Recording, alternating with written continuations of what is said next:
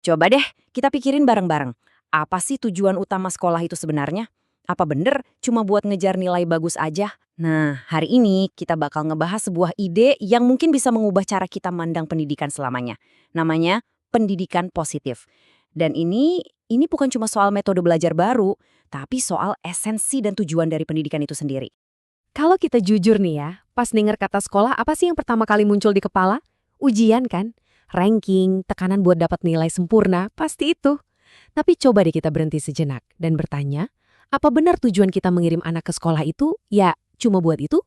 Kenyataannya, fokus yang terlalu berlebihan pada angka dan prestasi akademik ini ada korbannya loh. Banyak banget siswa yang akhirnya ngerasa stres dan cemasnya bukan main, apalagi kalau udah masuk musim ujian. Rasa takut gagal tuh kayak jadi momok yang ngehantuin mereka terus. Dan ini nih, fenomena yang makin sering kita lihat. Siswa yang enggak nyambung. Iya sih, badannya ada di kelas, duduk manis di bangku, tapi pikiran sama hatinya entah kemana. Mereka jadi kehilangan minat, ngerasa nggak connect sama sekali sama apa yang mereka pelajari. Dan tekanannya tuh nggak berhenti di siswa aja loh, para guru juga kena. Mereka kan ada di garda terdepan tuh, harus berjuang sama tuntutan kurikulum, administrasi yang numpuk. Hasilnya, ya banyak guru yang stres, bahkan sampai burnout. Dan ujung-ujungnya udah pasti ini bakal ngaruh ke kualitas mereka mengajar di kelas. Oke, jadi inilah bagian pertama kita, sekolah di bawah tekanan. Jelas banget kan, ada sesuatu yang mendasar yang kayaknya salah arah nih. Waktu sistem pendidikan kita terlalu terobsesi sama angka, ya kesejahteraan semua orang di sekolah, murid dan guru, itu yang jadi taruhannya. Nah, di tengah semua masalah ini, ternyata ada loh sebuah jawaban, sebuah alternatif yang kelihatannya menjanjikan banget. Ini pendekatan baru yang gak serta-merta buang nilai akademik, tapi justru bikin fondasinya jadi jauh lebih kuat. So, selamat datang di bagian kedua, kita bakal kenalan sama yang namanya pendidikan positif. Jadi, apa sih pendidikan positif itu? Gampangnya gini, ini adalah pendidikan yang tujuannya double. Satu sisi, ia tetap ngajarin akademik, matematika, sains, bahasa, tapi di sisi lain, dia juga ngajarin skill buat ngejalanin hidup dengan baik. Jadi tujuannya bukan cuma nyetak siswa pinter, tapi juga manusia yang bahagia dan tangguh. Pendidikan positif ini punya beberapa pilar penting nih. Pertama, dia itu ngegabungin prestasi akademik sama kesejahteraan. Jadi dua hal ini bukan hal yang terpisah. Terus semuanya ini dasarnya dari ilmu psikologi positif. Tujuannya apa? Buat bikin lingkungan sekolah yang suportif, yang ujung-ujungnya bisa bantu kita mencapai kondisi yang namanya flourishing. Nah, apa itu flourishing? Nanti kita bahas lebih dalam ya. Biar bener-bener paham, kita mesti lihat akarnya nih. Coba deh lihat bedanya.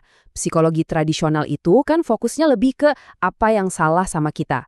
Depresi, cemas, trauma. Nah, psikologi positif itu ngajuin pertanyaan yang beda banget. Apa sih yang bikin manusia itu bisa berkembang? Jadi fokusnya geser. Dari yang tadinya cuma benerin yang rusak, jadi membangun kekuatan yang udah ada di dalam diri kita. Dan ilmunya sendiri juga terus berevolusi loh. Dulu banget di awal-awal, fokusnya tuh cuma soal happy-happy, emosi positif.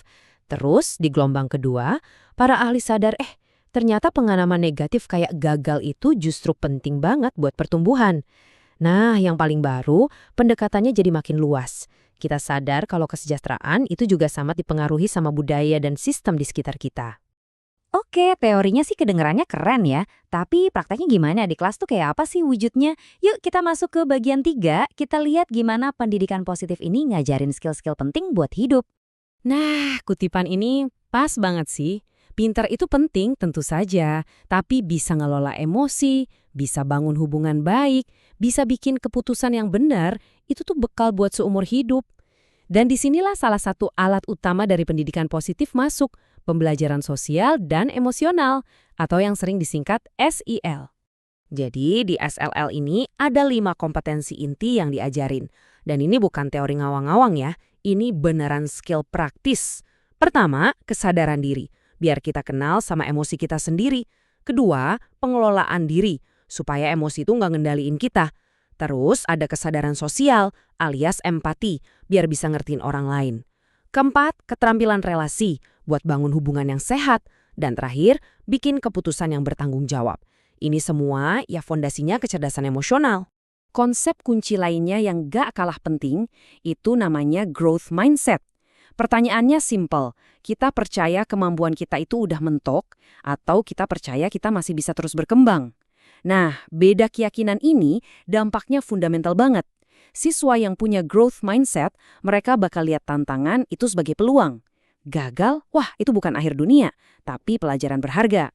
Dan tentunya ada resiliensi atau gampangnya daya lenting. Kan hidup nggak selalu lurus-lurus aja ya.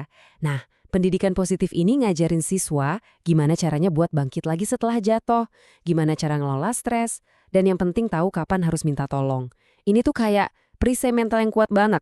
Oke, tadi kita udah lihat ya skill individunya. Sekarang di bagian 4, yuk kita lihat gambaran besarnya. Soalnya pendidikan positif ini bukan cuma program tambahan atau ekstrakurikuler. Ini tuh sebuah misi buat mengubah seluruh budaya sekolah. Biar sekolah itu jadi lebih dari sekedar tempat ngejar nilai. Sama kayak ilmunya, cara nerapinnya di sekolah juga berkembang. Dulu mungkin cuma sebatas program-program kecil buat siswa. Terus orang-orang sadar, guru sama orang tua kan kuncinya, jadi mereka harus dilibatin juga. Tapi level tertingginya, tujuan akhirnya, itu adalah saat prinsip-prinsip ini benar-benar udah mendarah daging, jadi DNA-nya sekolah. Masuk ke setiap kebijakan, kurikulum, sampai cara kita berinteraksi sehari-hari. Dan inilah dia, tujuan akhirnya, flourishing. Nah, ini penting banget buat dipahami.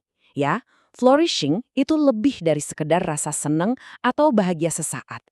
Flourishing itu adalah kondisi di mana kita benar-benar berkembang secara optimal. Kita merasa hidup kita punya arti, kita punya hubungan yang kuat sama orang lain, dan kita terlibat aktif sama dunia di sekitar kita. Inilah puncak perkembangan manusia yang jadi tujuannya pendidikan positif. Nah, semua obrolan kita hari ini ninggalin satu pertanyaan penting buat direnungkan.